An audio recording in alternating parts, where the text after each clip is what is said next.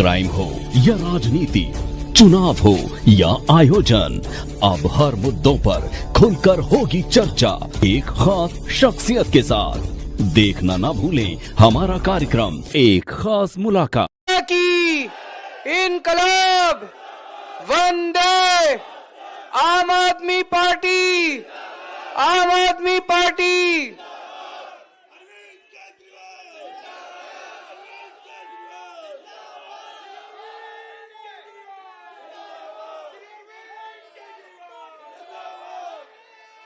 दिल्ली के कोने कोने से आए हुए मेरे सभी प्यारे भाइयों बहनों, माताओं, बुजुर्गों और जो टीवी पे देख रहे हैं उन सब लोगों को मेरा नमस्कार, सबको मेरा प्रणाम। आम आदमी पार्टी को बने हुए अब 12 साल हो गए। आज 13वां जन्मदिन है। ऐसे लगता है जैसे कल ही बनी थी। और आज ही भारत का संविधान दिवस है। यह कोई संयोग नहीं हो सकता कि जिस दिन भारत का संविधान दिवस है उसी दिन भारत के अंदर एक नई पार्टी कई साल के बाद, 60-70 साल के बाद पैदा होती है। भगवान जो भी कुछ करता है उसके अंदर भगवान की कुछ ना कुछ मंशा होती है। ऐसे ही नहीं करता भगवान। गलत तो नहीं कह रहा? तो भगवान ने संविधान दिवस के दिन ही आम आदमी पार्टी को पैदा किया। कुछ तो सोच के किया होगा। भगवान को भी लग रहा हो भाई संविधान खतरे में है, अब एक ऐसी पार्टी चाहिए जो इसको बचाएगी। अच्छा, और बड़ी 3 बातें बड़ी हैं। एक तो इस पार्टी का नाम पड़ा आम आदमी पार्टी। आम लोगों की पार्टी है, उन लोगों की तरह नहीं है। आम लोगों की पार्टी है, आम लोगों ने इकट्ठे होकर बनाई। जब पार्टी बनाई थी एक भी कोई ऐसा नहीं था जो कि जिसके बाप दादा परदादा कोई नेता हो, कोई पॉलिटिकल पार्टी से। सारे आम लोग थे। हम सारे इकट्ठे हुए और सबने पार्टी बना ली और ऊपर वाले का आशीर्वाद था। आगे 12 साल बीत गए। 12 साल में काफी कुछ हासिल किया। तो पहली चीज तो आम आदमी पार्टी। दूसरा, झाड़ू इसका चुनाव चिन्ह। तो भगवान ने कुछ तो सोचा होगा कि एक तो संविधान दिवस वाले दिन आम आदमी पार्टी और झाड़ू चुनाव चिन्ह। तो भगवान ने बहुत बड़ी जिम्मेदारी दी आप लोगों को। ये झाड़ू चलाने की आपकी जिम्मेदारी है। पूरे देश को साफ करो अब। तो जब पूरे देश को साफ करोगे, कूड़ा कचरा निकालोगे, तो फिर धूल मिट्टी तो उठेगी थोड़ी, है ना। संघर्ष तो करना पड़ेगा। ऐसा तो नहीं है कि बिना संघर्ष किए। तो ये जितना कुछ चल रहा है हमारे खिलाफ, ये तो लिखा ही था, हमारी तकदीर में ही लिखा है। ये संघर्ष तो हमारी तकदीर में ही लिखा है। अब अगर कोई कहे भाई 12 साल में क्या पाया, तो कोई कहेगा 2 राज्यों में सरकार आ गई, गुजरात में 5 एमएलए आ गए, गोवा में एमएलए आ गए, कश्मीर में एमएलए आ गए, यहां मेयर बन गए, वहां मेयर बन गए, यहां पंचायत। मेरे हिसाब से उससे बड़ा, सबसे बड़ा अचीवमेंट है कि हमने इस देश को एक मॉडल ऑफ गवर्नेंस दिया है कि सरकार ऐसे भी चल सकती है, सरकार ईमानदारी से भी चल सकती है। और अगर ईमानदारी से सरकार चले तो क्या नहीं हो सकता, सब कुछ हो सकता है। सरकार घाटे में चलने की जरूरत नहीं है, सरकार फायदे में भी चल सकती है। हमने इस देश को एक मॉडल ऑफ गवर्नेंस दिया जिसमें एक तरफ आम आदमी की दिन ब दिन की जिंदगी को उनके परिवार का सदस्य बनके, उनका दोस्त बनके, उनकी जिंदगी के अंदर हमने थोड़ी सी सहूलियत, थोड़ी सी सुविधा करी है। उनका बिजली का बिल माफ कर दिया, उनका पानी का बिल माफ कर दिया, उनके बच्चों, कोई आदमी क्या चाहता है, वो यही तो चाहता है मेरे बच्चे अच्छे पढ़ लिख जाएं, यही चाहता है ना। बच्चों के लिए आदमी एक टाइम की पेट रोटी भी छोड़ देता है, पेट काट के भी अपने बच्चों को पढ़। हमने उनके बच्चों के लिए अच्छी शिक्षा का इंतजाम कर दिया। आदमी ये चाहता है घर में कोई बीमार हो जाए उसका अच्छा इलाज हो जाए, उसका इंतजाम कर दिया। तो एक तरफ हमने ये सब करा, लेकिन दूसरी तरफ देश की राजधानी है दिल्ली। दिल्ली देश की राजधानी है, इसमें इंफ्रास्ट्रक्चर को भी कमजोर नहीं होने दिया। हमने दिल्ली में मेट्रो, जब हमारी सरकार बनी 200 किलोमीटर मेट्रो की लाइन थी, आज 450 किलोमीटर मेट्रो की लाइन हो गई। 10,000 किलोमीटर सड़कें बनाई। हमारे से पहले 62 फ्लाईओवर बने थे 65 साल में, हमने 9 साल में 38 नए फ्लाईओवर बना दिए। इतने सीवर की पाइपलाइन डाली हमने, नालियां बनवाई, सड़कें बनवाई, कच्ची कॉलोनियों का उद्धार करा। सीसीटीवी कैमरे दिल्ली में सबसे ज्यादा है, न्यूयॉर्क से, लंदन से, टोक्यो से सबसे ज्यादा सीसीटीवी कैमरे दिल्ली में। इतना बड़ा इंफ्रास्ट्रक्चर का काम करा। तो ये जो मॉडल दिया हमने गवर्नेंस का, भाई एक तरफ आम आदमी की जिंदगी में सुविधा दी, दूसरी तरफ इंफ्रास्ट्रक्चर बढ़ाया, और तीसरी तरफ ये सब देने के बाद भी बजट को फायदे में रखा, बजट को घाटे में नहीं जाने दिया। ये दिल्ली मॉडल ऑफ गवर्नेंस है, जिसको मुझे लगता है कि हमारी सबसे बड़ी देन आज यही है। जो लोग हमारे को गालियां देते थे, फ्री की रेवड़ी कहते थे, ये कहते, आज वही इन चीजों की बात करने लगे हैं राजनीति के अंदर, स्कूलों की बात करने लगे हैं। ये कोई छोटी बात नहीं है कि गुजरात के चुनाव में प्रधानमंत्री जी को खुद एक स्कूल छोटा सा बना के उस क्लास में फोटो खिंचवाने जाना पड़ा। इसका मतलब स्कूल की राजनीति चल पड़ी है। लोग बात करते हैं कि भाई स्कूल का क्या किया तुमने, स्कूल के बारे में लोग पूछते हैं राजनीति में, तभी तो ये करना पड़ा। अस्पतालों के बारे में पूछते हैं तभी तो अस्पताल, तो स्कूल, अस्पताल, बिजली, पानी, सड़क, ये राजनीति के अंदर हम लोग लेके आए हैं। इस दौरान जैसा भी संदीप जी ने कहा, ढेरों ढेरों ऐसे लाखों करोड़ों ऐसे चेहरे हैं जो कि कभी सामने नहीं आए।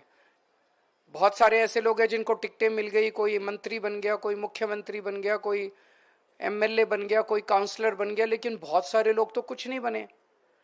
वो लोग तो फिर भी आम आदमी पार्टी के लिए काम करते रहे। क्यों करते रहे? कहां से आया ये जुनून? एक बहुत बड़े नेता है हमारे देश के, वो कह रहे थे ये केजरीवाल पता नहीं क्या खिलाता है अपने कार्यकर्ताओं को कि वो जुनूनी रूप से काम करते हैं। हम कुछ खिलाते नहीं हैं, हम केवल देशभक्ति की भावना भरते हैं लोगों के अंदर। जब एक आम आदमी, एक आम वॉलंटियर आम आदमी पार्टी के लिए काम करता है, तो वो ये सोच के काम नहीं करता कि मैं आम आदमी पार्टी के लिए काम कर रहा हूं। वो ये सोच के काम नहीं करता कि मेरे को किसी को मुख्यमंत्री बनाना या मंत्री बनाना या आम आदमी पार्टी को सत्ता में, वो ये सोच के काम करता है मैं देश के लिए काम कर रहा हूं, देशभक्ति की भावना से काम करता है वो। और जब आदमी देशभक्ति की भावना से काम करता है, फिर वो तन मन धन सब कुछ न्यौछावर करने के लिए काम करता है। इसीलिए हम तो अपने कार्यकर्ताओं को कुछ दे नहीं सकते। दूसरी पार्टी वाले तो मेरे को पता चला कि वो तो पैसे भी देते हैं, तनख्वाह भी देते हैं, बड़ी बड़ी फौज उन्होंने। हम तो किसी को कुछ नहीं देते। हम तो यही कहते हैं भाई आप ही के बच्चे हैं, आप ही का देश है, अपना ही देश है, सबका देश है। अगर आम आदमी पार्टी के लिए काम करोगे तो और ज्यादा तरक्की होगी देश की, नहीं तो फिर जो ढांचा चल रहा है, ढर्रा चल रहा है, वो ढर्रा चलता रहेगा। और इस दौरान पिछले 12 साल में हर 6 महीने में ये एक बार आम आदमी पार्टी की श्रद्धांजलि तो कर ही देते हैं। ऑबिचुरी कहते हैं अंग्रेजी में, कि भाई हाँ अब तो खत्म होने वाली है आम आदमी पार्टी, बस आखिरी दिन आ गए, वेंटिलेटर पे आम आदमी पार्टी, अब बस जाने वाली है आम आदमी पार्टी। मेरे को याद है सबसे पहली ऑबिचुरी लिखी गई थी 14 मई 2014 को। उस दौरान मेरे को याद नहीं आ रहा, लेकिन शायद मैंने किसी इंटरव्यू वगैरह में कह दिया था कि मैं अमित शाह जी के साथ वाद विवाद करने के लिए, डिबेट करने के लिए तैयार हूं। 14 मई 2014 को अमित शाह जी ने एक टीवी चैनल के डिबेट में कहा था कि 16 मई 2014 के बाद अगर केजरीवाल राजनीति में रहा तो मैं पक्का उनसे डिबेट करूंगा। मैं हूं राजनीति में, आज भी हूं।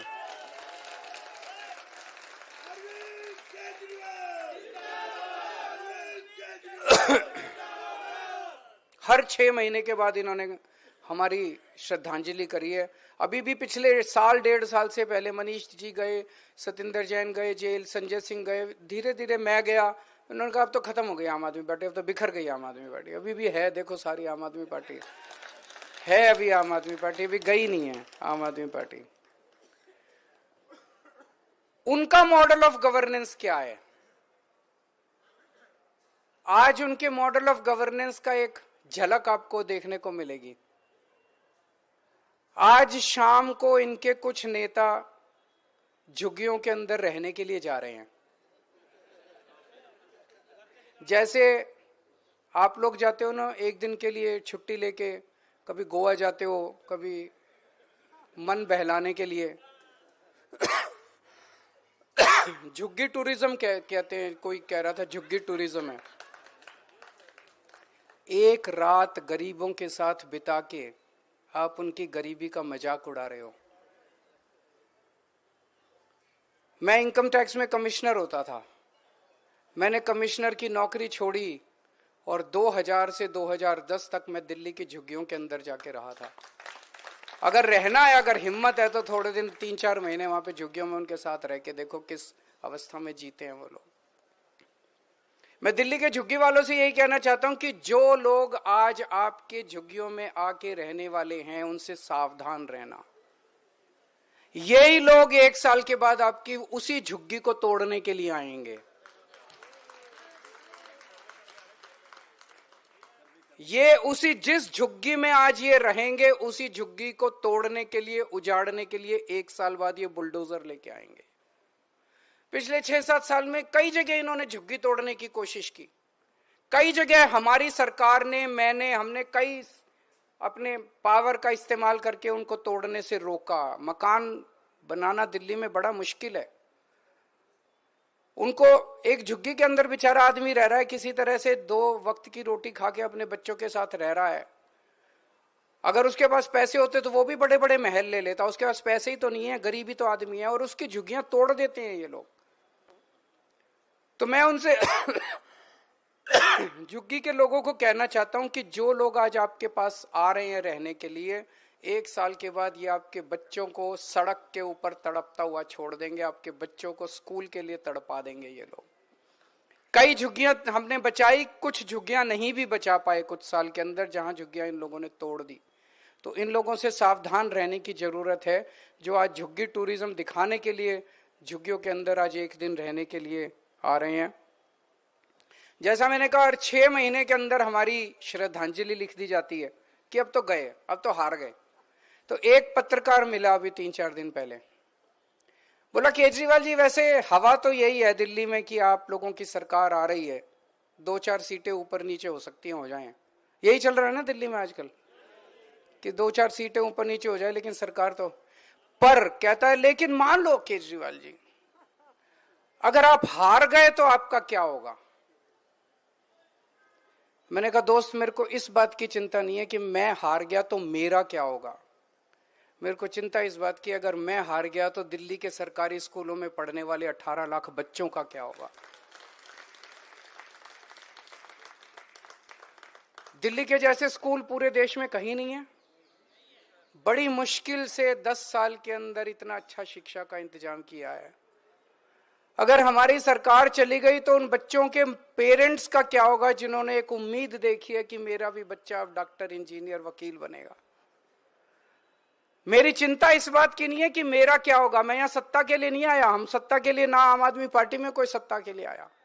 हमारी चिंता इस बात की है कि दिल्ली में आज जब कोई किसी गरीब के घर में कोई बीमार होता है, उसे तकलीफ तो होती है बीमार घर में कोई हो, लेकिन उसे पैसे की चिंता नहीं करनी, क्योंकि उसे सरकारी अस्पताल और मोहल्ला क्लिनिक में इलाज मिलता है।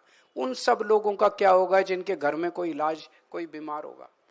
उन सब लोगों का क्या होगा। दिल्ली में पहले 8 से 10 घंटे के पावर कट लगते थे बिजली के। अगर हमारी सरकार चली गई तो दिल्ली के अंदर फिर से 8-8, 10-10 घंटे के पावर कट लगने चालू हो जाएंगे। हमारे देश की राजधानी का क्या होगा, 2 करोड़ लोगों का क्या होगा। आज आम आदमी पार्टी ने पूरे देश के अंदर एक उम्मीद पैदा की है। पहले उम्मीद खत्म हो गई थी लोगों को कि सरकार कुछ करेगी, बस एक बार इससे नाराज होते थे उसको वोट दे देते थे, उससे नाराज होते थे।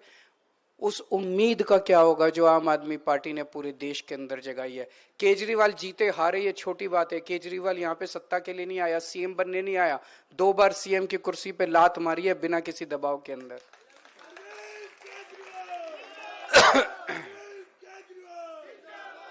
आज हमारा संविधान दिवस है।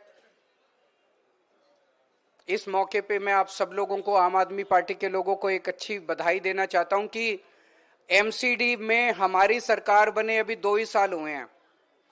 2 साल के अंदर हमने 2 बड़े काम कर दिए।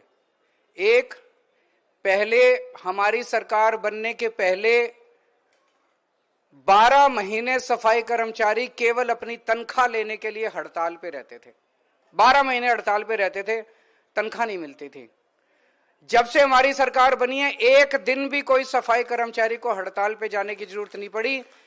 हर महीने के पहले हफ्ते में सबकी तनख्वाह उनके अकाउंट में चली जाती है, और दिवाली के टाइम तो दिवाली से पहले अगले महीने की तनख्वाह और बोनस उनके अकाउंट में चला गया था।